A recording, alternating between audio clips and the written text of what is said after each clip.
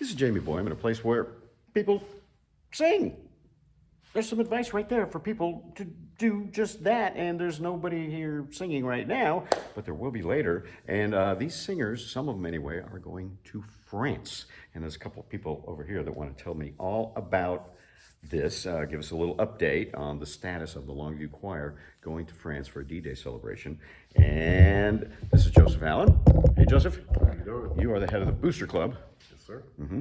And this is choir director, Melody McMullen. Hello. And so what's the status right now? I'll talk to you first, Melody. Okay, well, we're actually in a really good place. I think when I spoke with you like in January, we still needed like $150,000.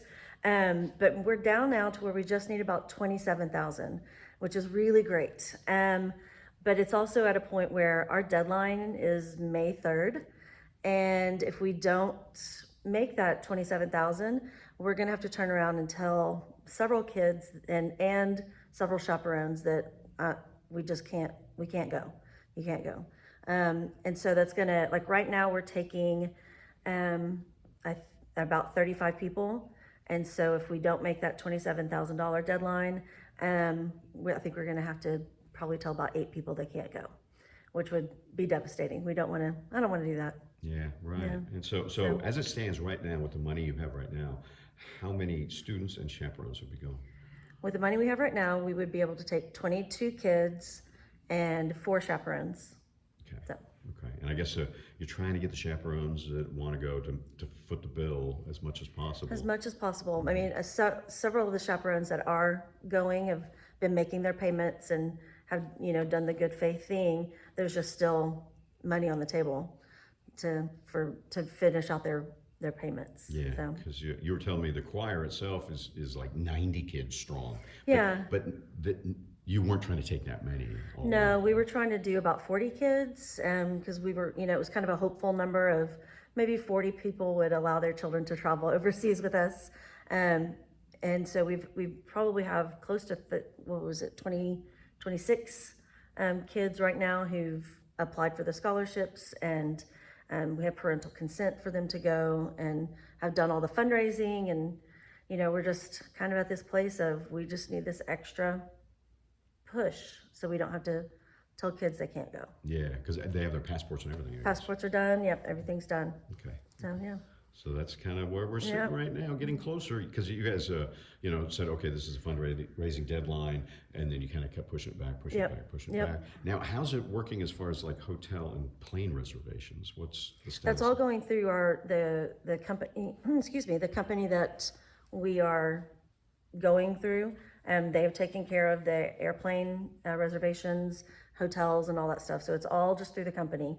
Everything's packaged together, the meals, everything. So, yeah.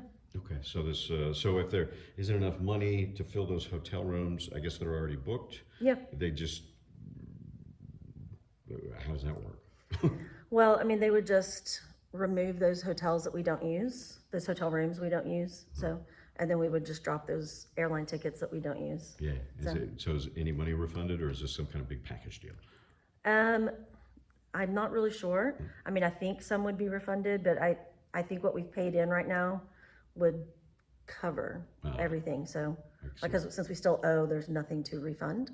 Yeah, okay, So, okay. Yeah, I was kind of wondering how that worked. Yeah. But since you got a middleman doing the deal for you, Yeah. I guess it's pretty much all going to be set up. Yeah. Yeah, okay. Yeah.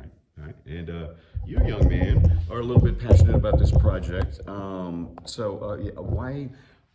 do you think it's important for the kids to go? And this is a question that I've actually posed to. I think it's a great question.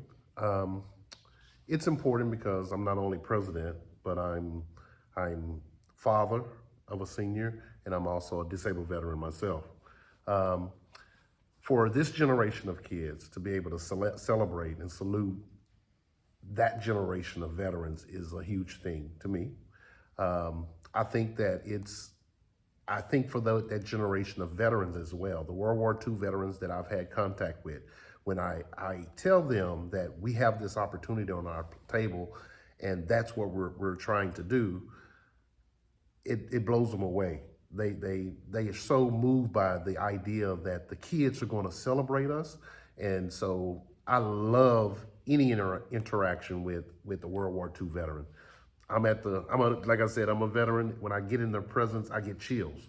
And so when I've had those meetings with veterans, specifically veterans, if I'm walking through any store and I see a guy with a veteran hat on or a young lady with a veteran hat on, I stop them and let them know the good news about the choir and this invitation.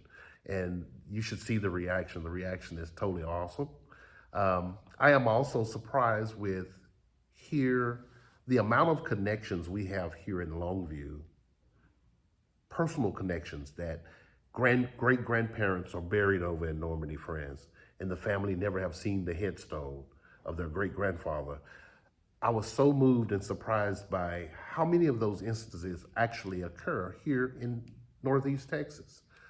Even to Dallas, even. I met a young lady not a young lady, it was an older lady in Dallas, and she lived in Paris for a brief stint and was able to actually go to Normandy and locate her great-grandfather's headstone, took a picture of it, and was able to share it with her whole family. She was the first person in her family that had ever seen their great-grandfather's headstone. And so it's little moments like that. It's why it matters for our kids to be in this kind of position. This will be a life-changing event for them. And just to see, I mean, they did the 9/11 memorial last year, which was incredible. But you take that and multiply it times 10. And to be able to walk those beaches of Normandy and to see the things that are there, all my military friends that have gone, I've never been, but they have gone to Normandy. They were just totally blown away and super excited for us. And they all say the same thing. It's going to be life-changing. And since this is my first time, they say it's going to be life-changing for you too. So it's pretty moving to see things like that. Yes. I'd never been to Normandy, but I've been around a little bit and seen some stuff. And so, there are kids in the choir that have relatives that are buried there? Not in the choir, but the connections that I've made throughout the community. I'm always in the community soliciting for support for the event, and countless of receptionists that I've met, and when I tell them what we're doing, in an effort of reaching the appropriate person, I have to speak to the lady at the front desk. And so many of those that I've met all across Northeast Texas that have a connection to Normandy, France. They have a story to tell. My uncle is buried over there, and my great-grandfather, and the stories that I hear, the connections, and we had a booster member from our secretary from last year actually gave me the story that she had some of her great uncles' artifacts from the World War II. And I was like, oh, if you can find them, that would be awesome just for us to see and give the kids that kind of exposure before the trip so they'll know what they're getting into. And so we're proud. This is a great opportunity. When it first landed on our desk, on Melody's desk, she brought it to me, and I was so blown away. And this year of campaigning have made me the mushiest guy you want to see.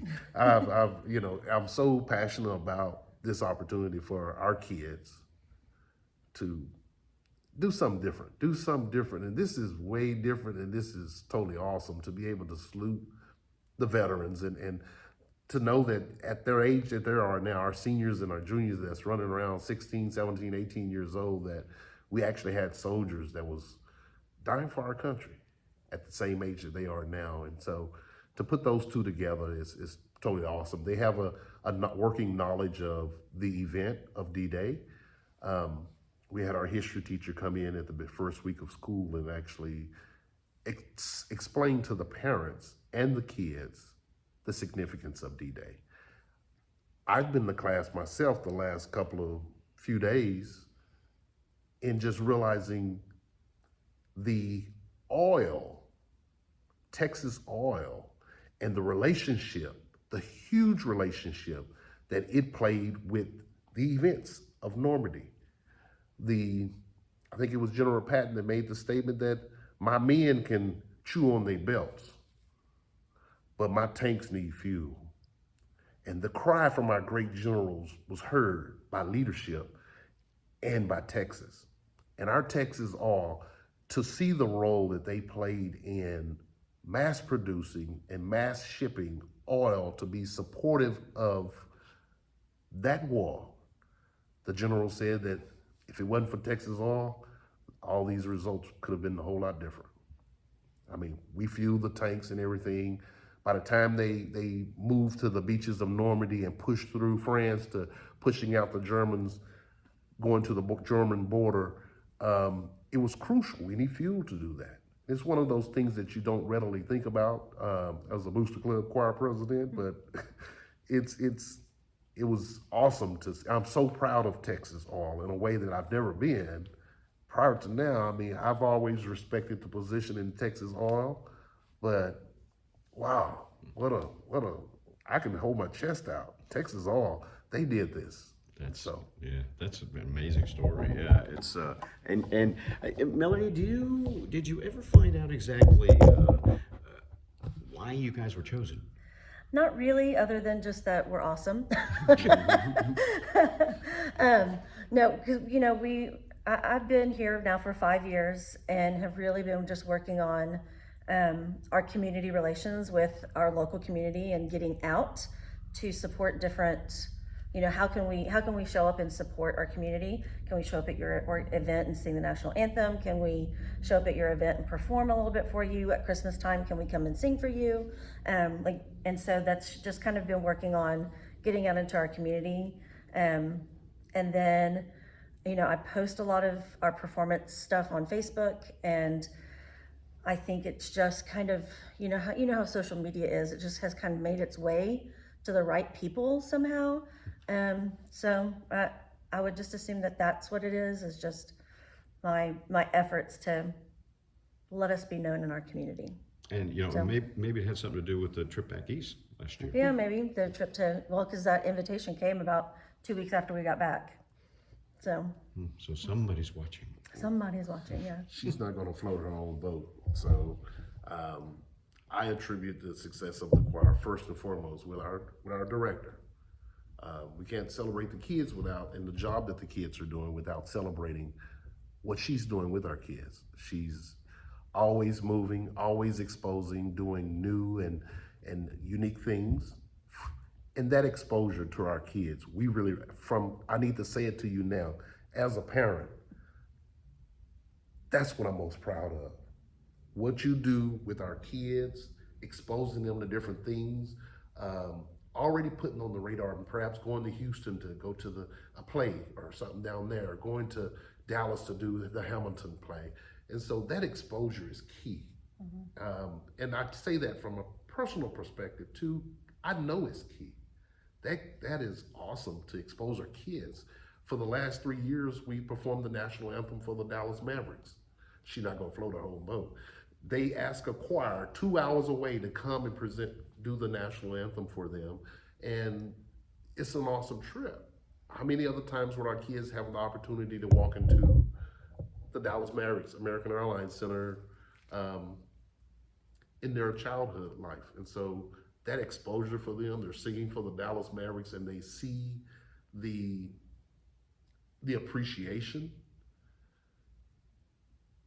They invited us back twice. So this past year, January, marked our 3rd consecutive year, and our performances in our UIL competition, our first division ratings and solo ensemble and everything, the amount of those that we're getting, I'm proud as a father, but she has a right to be proud as a director as well. And we are proud of her for what she's doing. You're making her verklempt. I'm just. You better stop. There's going to be tears here pretty soon. Well, we're not going to do that today. But it's awesome, pretty awesome. The great job that she's doing, the exposure that we're getting, we really appreciate it, to be recognized here locally among our community, and then to be recognized throughout our state, and then to be recognized nationally. It was only fitting for us now to take the next step and be recognized internationally. And so that's why I say we were chosen. We're a great choir. If you have doubt, come listen to us. Mm-hmm. Well, there you go. Okay. And so, just to recap, how much more money do you need? And remind people it's a write-off. It is a tax write-off. We are a tax-free entity, a 501c3, and we need about $27,000. And everything that you would ever need to know about this, you can find on our website at lobochoir.org. All right, there you go. Thanks a lot, guys. Yeah, thank you. Appreciate all the information, and yeah, it's not surprising to me at all that there's an East Texas connection to winning World War II, because East Texas seems to be connected to everything. And it does. Yeah, there's some little path there someplace all the time. Exactly. All right, thanks a lot, you guys. Good Thanks. luck. Thank you much. Thank you much. And practice your French. Okay. Nous pouvons changer le monde. Jeez, that's better than me. All I can say is oui, oui. That's my French right there. Thanks, man. Thank you. All right, we'll have more later on KLTV 7 News and KLTV.com.